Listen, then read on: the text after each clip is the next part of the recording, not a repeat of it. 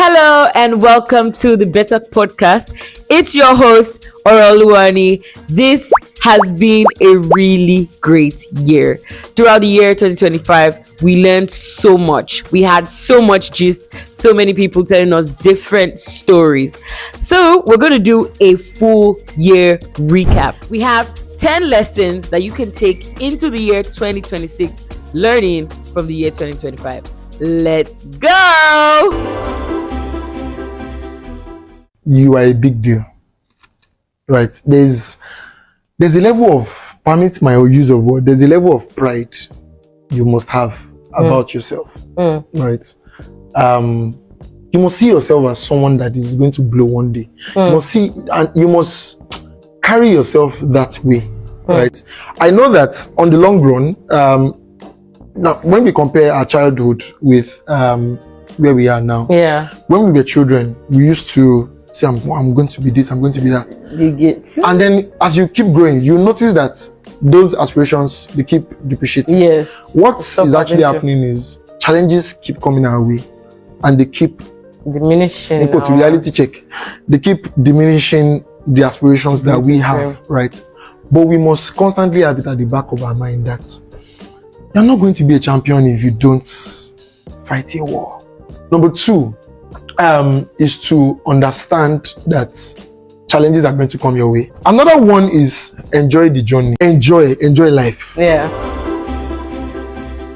One thing that I want you to take out from this is know your values, right? Know who you are, right?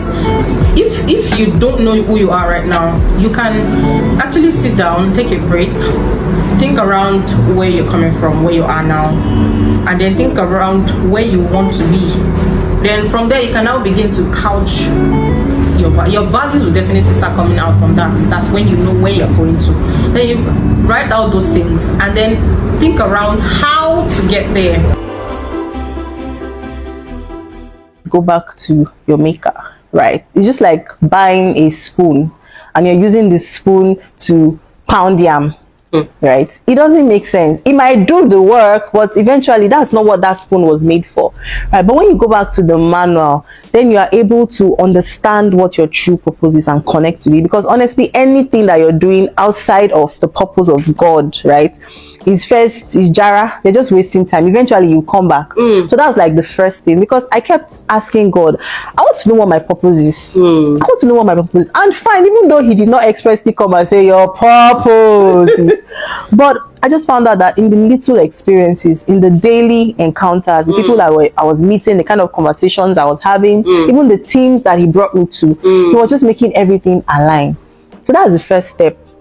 Secondly, you need to tell yourself that I'm going to do what other people are not willing to do.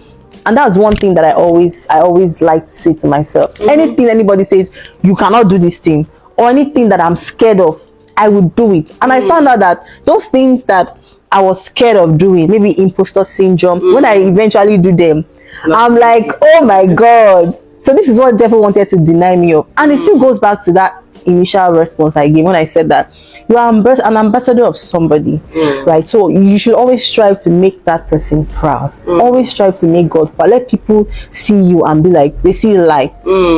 So I'll just say that, strive to be better. Strive to be different. Don't just be like every other person. Don't live your life on autopilot now. I've learned through mentorship. I've also come to understand that as a leader, you have to understand how people feel and what to do. In terms of people who are out of order and all that stuff, it's like there's this statement I was told that my pastor used to make when students come to Bible school. Say, well, we have taught you all we need to teach you, but there are some things the devil will teach you when you're on the field. And what he's saying essentially is that it's the reality of life that will bring those, that will give you those. So again, in pastoring and leading people, you come across different characters. so you begin to learn how to deal with each one of them, and you will find out that, for example, one of the things I learned about life is there are people, when I want to correct them, I will take time and explain. There are some I will sharply rebuke because that's the language that will deal with them. So, you know, as you navigate that area of life, you begin to learn how to relate with everyone and what to do. Yeah, that's probably my own perspective. Everybody has to be himself. Yeah, you have to be yourself. Yeah, don't go over the board trying to please people or do things that you cannot sustain. But first of all, when there is self-awareness, who you are, what God has gifted you with, the area in which you are able to be, you are able to invest in others, or what values you carry, or those things that make you. Try and now learn how to take advantage of those things in building the relationships that you have. Over time, I find out that if I'm in a group and I am not contributing positively, I'm not bringing ideas into the place, I don't feel that I'm useful in that place. So over a period of time, in fact, it's likely that people will wait to know what you are going to say in dealing with those issues. Then understand that at least there must be a few people that you need to connect with in life. There are people that you may not speak to them in 3 months, but they know you have them in mind, and they know you are still concerned about them. So choose to know those key relationships that are very you important. work with you in life that you must not do without. Then be careful not to judge people who you relate with in life because they are either at a lower level to you or a higher level to you. No, I have people that they have a busy life, they are also big out there. They are not likely to be people that I can talk to every day. But it will not happen that in the course of 1 year, I won't have reason to make sure that there are touch points in our relationship in the course of the year, and you leave it there. I mean, a very, very highly placed man of God in this country today. I think sometime end of last year, I got to a point I needed clarity on some issues. And even to reach him was a big deal. But one good thing I have developed that he has developed is we can send these other text messages, and I know within a day or two or whatever I will get the feedback. And I said, oh, you are so busy, I don't even know how to be able to catch up with them. And he said, it's true that in fact as I'm speaking, I'm out of the country on my way. He said, but we can do a FaceTime if we can agree a time, and we did. And we sat down there, and probably like about 40 minutes, I could be able to ask those questions. Now, people need to know that you are still key and valuable to them to be able to to be able to do that with you. Make time for you.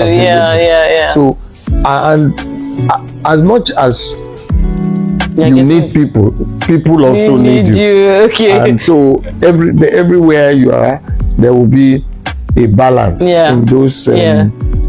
And I learned something a long time ago that you probably need just 4 people away from just 4 people away from 4 people away from Osinbajo and the president. And those in fact, when Professor Osinbajo came to our church, it was not because of that mindset. I've had lots of things like that. Top people like that that I'm able to reach because I have one person or the another person that can reach them. And yet, it's also because the relationship with those people It's has strong been well enough. maintained Exactly. over a period of time. You have been all the way to this point. You have learned 5 lessons already. Don't get tired. Let's keep going. Let's make sure that we learn everything we need to make our 2026 come out to be a bang. Make sure that you get to the end of this video for a special surprise. Let's go. The biggest things I have learned from our father is building relationships. Yeah. How important investing in people is. Yeah. No, because I do believe that there are some places that people can take you to that money can't. So, Do we have that on camera? Okay. Right. so if you are doing your part to put positive energy into the world, to help others, Yeah. to just be kind, Yeah. be kind and considerate. It sounds like the bare minimum, but it goes a long way. Yeah. You have to learn from those mistakes, even though you don't regret it. Yeah. Even though you don't regret it, you have to make sure you don't do it again. Mutual respect is a building block of relationship. Don't watch as a consumer, watch as a creator. If you want to be a creator, so be considerate, reach out, and I'm 100% sure that over time, people will reach out to you back. It might not be the first person, it might not be the second person. Yeah. But as long as you keep reaching out, people will reach out back to you. So if you want to get married young, one of the major things you need to look out for, so as not to put yourself into problems, you don't need to have all the money in the world. Okay. I keep telling everybody that. You don't need to have all the money in the world. What you need to be able to affirm or be certain that you have, that can just say, okay, I'm ready to marry or get married early. First things first, you have a place to stay. Okay. That you can pay the rent. You have somewhere to stay. Okay. You have a steady job. Okay. Or a steady business that you can predict the barest minimum that would come in every month. Okay. And you are sure that 2 people can feed and pay house bills. The third one is a car. One is enough. Transportation. If you at least have one or something that you can even manage. If you don't have, it does not stop you. Yeah. But you should plan towards it in the first 6 months or 1 year of your marriage. At least definitely before kids. Guys, just in the news has been broken. All you need is a house, a car, and money to pay bills. NEPA bill. Right? That's what you need. Know what you want to achieve first. Then you plan towards it. Then while planning, you prioritize what you feel you need to get where you want to go to. Then, very importantly, get connected to a community that can help or guide you on achieving that your plan. Then your plan should not just be, I want to buy Benz, I want to live in it. You should have a realistic plan, not a plan to get somewhere. But so you're not planning for a destination, you're planning for a journey. So planning for a destination is that, okay, I'm planning to get $1 million. Once you get it, what next? Okay, but you should plan. So I want to get $1 million every month. I want to get $1 million every. So you're not planning to get somewhere. You're planning to set a life for yourself. So that is what would shape what you now need to do. To be that kind of people person you need to meet, exams or courses you need to take, trainings you need to embark on, journeys you need to take. Right? Already. So plan for a journey, prepare, prioritize what you need to get there, and have a wonderful community. And the easiest and the best community is your church or your mosque. I was reading a post this morning. It said being a male, is by birth, but being a man is by choice. So while growing up, I've always realized that if you are working towards something, right? Even the Bible says that he who fails to plan has what plan to fail.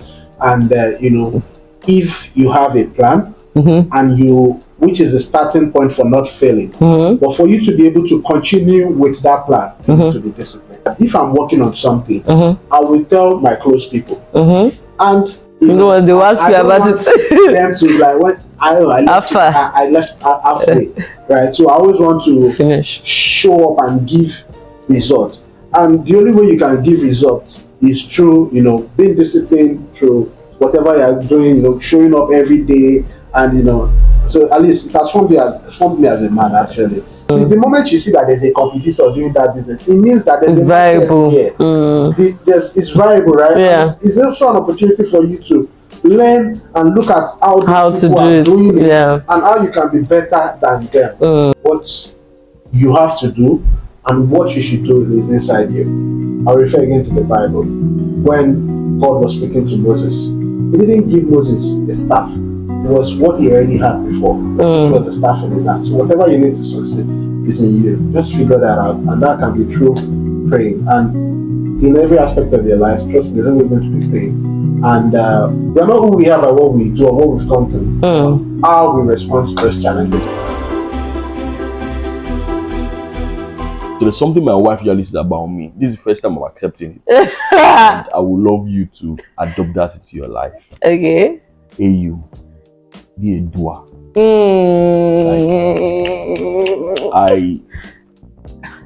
Because I'm always trying to keep being humble, even though that's no humility, right? But there's something like getting things done. It really changes the game. Don't be one of those guys that will say, I'm planning to. Okay, so let me tell you something. If today, after I'm driving on the road, and something comes to my mind, and I thought about it, I think that I should do as I'm coming home. But we'll come back from church, I'll just I'll take my laptop and I'll do it. Because that really what separates people with results and people without results is getting stuff done. Let me give you a bonus. Let me give you a bonus. That's how we got married. Like truly getting stuff done. Not one of those guys that will be like get it done. Nothing is easy, almost but never get killed it a done. bit. Like truly get it done. You know when I was contesting for election, you know what I said in my here? I said one thing you need to know about Yomi. Get the job done. It gets this. Yomi gets the job done. And truly, that's my now. Yeah, that was his mantra. Now, let's get it done. Now, because of course I'm going into leadership, so I don't just get it done. I get the job done through people. So my greatest job is now to work with people to get support. Once you have that mindset that of being result oriented, I think there's a matrix like that, which is being people oriented and being result oriented. Match it together, and you'll be a very successful person.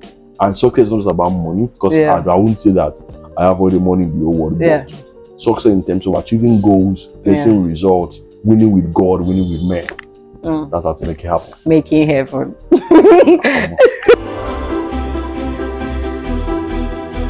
Oh my God. Look at you. You are the real MVP. You're here till this end. You learned every single thing you needed to learn to make 2026 a banger. Guess what? I have something else for you. There was one thing that was very clear in all the videos that we learned from in 2025, and that was about people. You need people to succeed. Nobody is an island. Nobody ever succeeds alone. Every single person has been helped by some level of relationship, some network, some mentor, something, other people outside of yourself on your journey to success. And that is a great reason why we are here. We are so passionate about helping you get better on your journey to success, and that's the reason why the Better Podcast exists. So we are starting a community in the new year. If you would like to join the waitlist for this community, please click the link in our bio right now. Like, just do it now. You can pause the video and do it right now.